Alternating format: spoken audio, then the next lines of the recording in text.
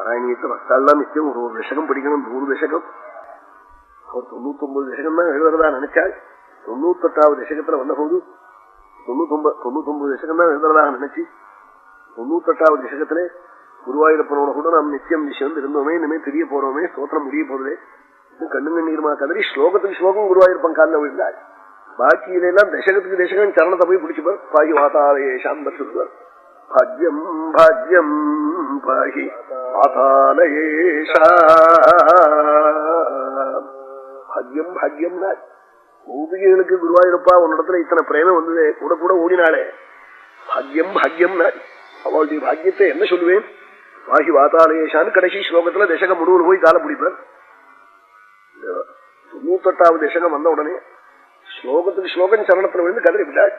யஸ்மின்னேதத்விபாதம் யதைதமபவதி யேன சேதம் யயேததி யோஸ்மாதுத்தீர்ணரூபः கலு சகலமிதம் ஆசிதம் யஸ்ய பாசா யோவாசாம் தூரதூரே புனரபிமனசாம் யஸ்ய தேவா முனீந்திரா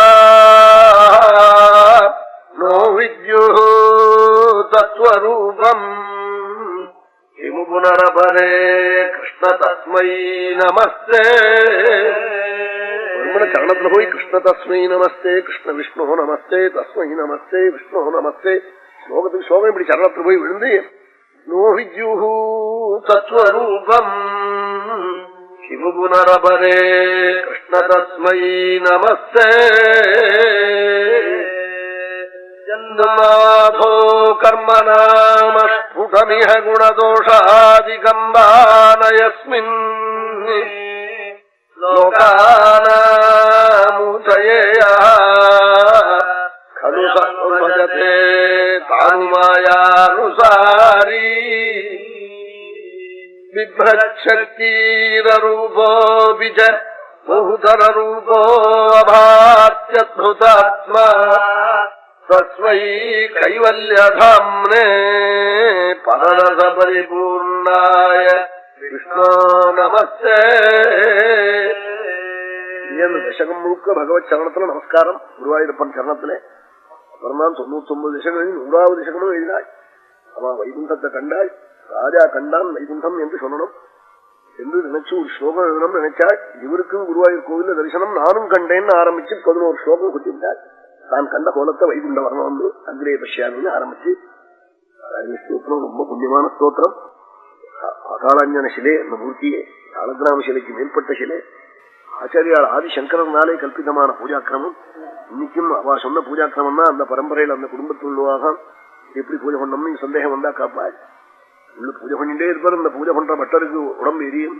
வெளியில வந்து பார்த்தா ஒரு குழந்தை ஒண்ணும் போயிருக்கும்.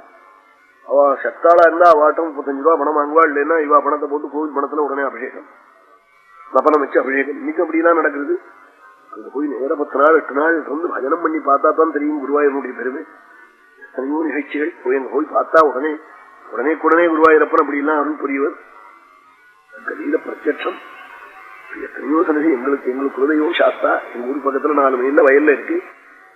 ஒரு அபிஷேகம் பண்ணா ஒரு தேள் வந்து உட்கார்றது மேல. எங்க இருந்து வருதுன்னு ஒருத்தரும் தெரியாது. என்னன்னு தாளை பத்தி பெரியவா நாள்லேருந்து தெரியாது.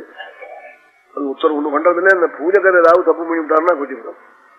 தப்புன்னா ஸ்நானங்கனம் அனாச்சாரமா வந்தாருன்னா கொட்டிவிடும். அதுக்காக கணத்துல வந்து ஜலத்தை கொட்டிப்பாங்க. பூஜை பண்ண அவளுக்கும் குலதெய்வம் உண்டு. அந்த பூஜை பண்ற குருக்களுக்கும் குலதெய்வம் பிராமண பூஜை எங்க. அப்படி பிரத்யட்சமா இப்படி எத்தனையோ இடங்கள்ல பிரத்யட்சமா சுவாமி இருக்கேன்னு காழ்மிச்சுட்டு இருக்கான். காழ்மிச்சுட்டு நம்பலன்னா அவனை பத்தி வருத்தப்பட வேண்டியதான். அதெல்லாம் வந்து ஏதோ பாபம் நம்ம தேசத்துல வந்து மறந்து நம்ம ஹிம்சை பண்றான். நம்பிக்கை நம்ம தேசத்துல பார்த்து வெளி தேசத்துக்கு நம்பிக்கை வருது. அப்படி இருக்கணும். நம்ம தேசத்துல பிறந்து நம்பிக்கை இல்லாமல் இருக்கலாமோ, அவநம்பிக்கை இருக்கலாமோ. சாஸ்திரங்கள்ல விசுவாசம் வரவே வரப்படாது. அதுக்கு என்ன காரணம்னா சாதுக்களுடைய சங்கம் இல்லாததான் காரணம். சாது சங்கம் இருந்தா எதுவும் வந்துவிடும். மேலேயே சொல்ல போறாள். அக்ஷய பாத்திர சரித்திரத்துல வரவும் சொல்ல போறாள். பிராமணாலாம் தர்மபுத்திர இடத்துல